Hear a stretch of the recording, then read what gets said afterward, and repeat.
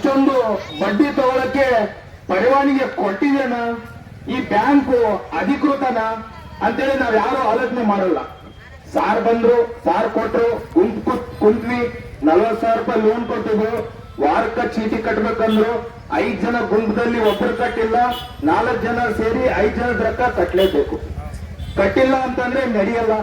ಇವತ್ತು ಮಾನ್ವಿ ತಾಲೂಕಿನ ಪರಿಸ್ಥಿತಿ 176 ಹಳ್ಳಿ 11 ಹೋಬಳಿ. ಮೊದಲಿರುವಂತ ನೀರಾವರಿ ಇಲ್ಲಿಲ್ಲ, ಯಾವುದೇ ಟೆಕ್ಸ್ಟೈಲ್ ಇಂಡಸ್ಟ್ರಿ ಇಲ್ಲಿಲ್ಲ. ಬೆಳೆಯುವಂತ ಬೆಳೆಗಳು ಮಾತ್ರ ತುಂಬಾನೇ ಇವೆ. ಹತ್ತಿ ಆಗ್ಲಿ, ಏನು ಅಕ್ಕಿ ಆಗ್ಲಿ, ನಾವೆಲ್ಲ ಬೆಳಿತಾ ಇದೀವಿ.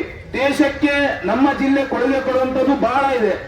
ಬಂಗಾರದ ಗಣಿ ಇದೆ, ಹಟ್ಟಿ ಚಿನ್ನದ ಗಣಿ ಅಂತೀವಿ, ದೇಶಕ್ಕೆ ಬಂಗಾರವನ್ನು ಕೊಡ್ತೀವಿ.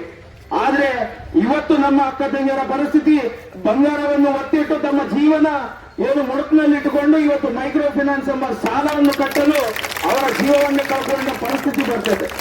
ಮೊನ್ನೆ ನಮ್ಮ ಕೈಯಾರನೆ ಒಬ್ಬ ಮಾಮೂಲಿ ಒಬ್ಬ ಚಾಲಕ ವಾಹಿದ್ ಎಂಬ ಯುವಕ ಕೇವಲ 2,000 ರೂಪಾಯಿಗೆ ಗಲ್ಲಿಗೆ ಶರಣಾದ, ಉಲ್ಲಾಖನ್ ಸತ್ತೋದ. ಯಾಕೆ ಇಷ್ಟೆಲ್ಲ ಆಗ್ತಾ ಇದೆ? ನಾವಿದ್ರ ಬಗ್ಗೆ ಆತ್ಮಾವಲೋಕನೆ ಮಾಡ್ಕೋಬೇಕು. ಒಂದು ಸಾಲ ಕಟ್ಟೋಕೆ ಇನ್ನೊಂದು ಬ್ಯಾಂಕು, ಇನ್ನೊಂದು ಸಾಲ ಕಟ್ಟೋಕೆ ಇನ್ನೊಂದು ಬ್ಯಾಂಕ್ ಅಂದ್ರೆ ನಾವು ಉಳಿಯಲ್ಲ. ಅದಕ್ಕೆ ನಾವೆಲ್ಲರೂ ಇದ್ರ ಬಗ್ಗೆ ಚಿಂತನೆ ಮಾಡಬೇಕು.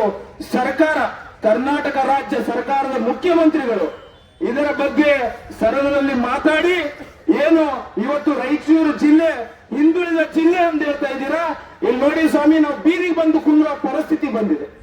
ಯಾಕೆ? ನಮ್ಮ ಅಕ್ಕ ತಂಗಿಯರಿಗೆ ಯಾವುದೇ ಆದಂತ ಒಂದು NRGL ಕೆಲಸಗಳಿಲ್ಲ, ಇಲ್ಲಿ ಯಾವುದೇ ಒಂದು ಯೋಜನೆ ಇಲ್ಲ. 40-45 ವರ್ಷದಿಂದ ತಮ್ಮದೇ ಸರ್ಕಾರ ಆಡಳಿತ ಆದ್ರೂ ಮಾನ್ವಿಯಲ್ಲಿ ಯಾವುದೇ ಕೈಗಾರಿಕಾ ಕೇಂದ್ರ ಇಲ್ಲ. ಅದಕ್ಕೆ ಇವತ್ತು ನಮ್ಮ ಹೆಣ್ಮಕ್ಳು ಹೊಲಕ್ಕೆ ಹೋಗ್ಬೇಕಂತಂದ್ರೆ ಕಾಲುವೆಗೆ